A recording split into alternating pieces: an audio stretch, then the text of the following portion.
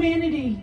It is exactly at that moment that we are called upon to express our humanity. In a place where there is evil, it is exactly that moment when we are called upon to express the depth of our goodness. Abraham Joshua Heschel famously said, "To what degree good should we be?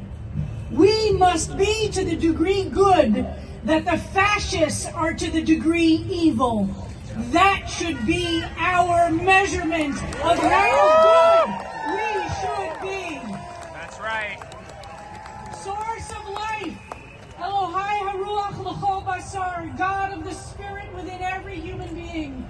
We gather today with heavy hearts, open hands, and fierce determination. We gather in memory of all those who have been killed or kidnapped by ICE, inspired by Renee Good, who was trying to protect her neighbors, because all immigrants are welcome in God's universe. Our tradition teaches that every person is creative B'Tselem Elohim, in the image of the holiest. Not some people. Not only those people with certain paperwork, or with money, or with certain skin color, or certain sexual orientation, That's right, or the wealthy, but every single human being is infused with the holiness of the greatest pieces of our universe. We who are Jews stand here remembering that our ancestors were strangers, and we know the darkness of fear and the weight of unjust power, and so we are commanded, do not oppress the stranger, for you know the heart of the one who is weak and vulnerable. This is said 36 times in the Jewish Bible, more than any other commandment. With resistance that is rooted in love and not in hatred, but the fierce love of human dignity, we proclaim together, Pharaoh does not win in the end. Our story teaches us to hang on, to hang in there, to not give up or to give in, to be full of hope. And remember, we stand, all of us, on our many ancestors who did the hard work and the painful suffering so that we are standing here today. And we will not give up on future generations.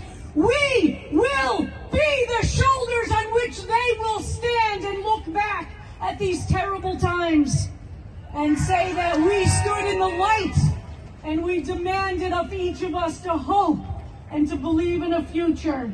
Our story teaches that light breaks through the darkness, that the sea will open up not through violence but through faith and through courage, that liberation comes when all of us, with big differences, comes together to insist on a future for all. Let our resistance be non-violent and powerful and unwielding.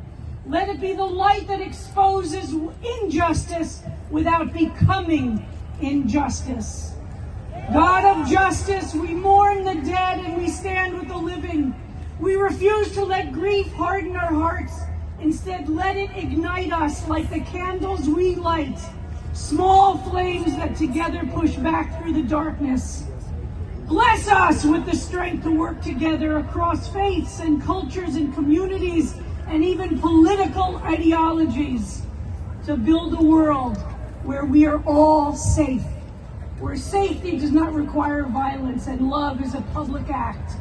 May the memory of Renee Good and all the victims of injustice move us to choose light over fear, practice nonviolence as sacred resistance, and to become the goodness that this moment demands of each of us. Oseh Shalom B'Rolav, may the one who makes peace in the heavens help us make holy peace here on earth, among neighbors, communities, and among all of us who call this world home. And let us say, Amen. Amen.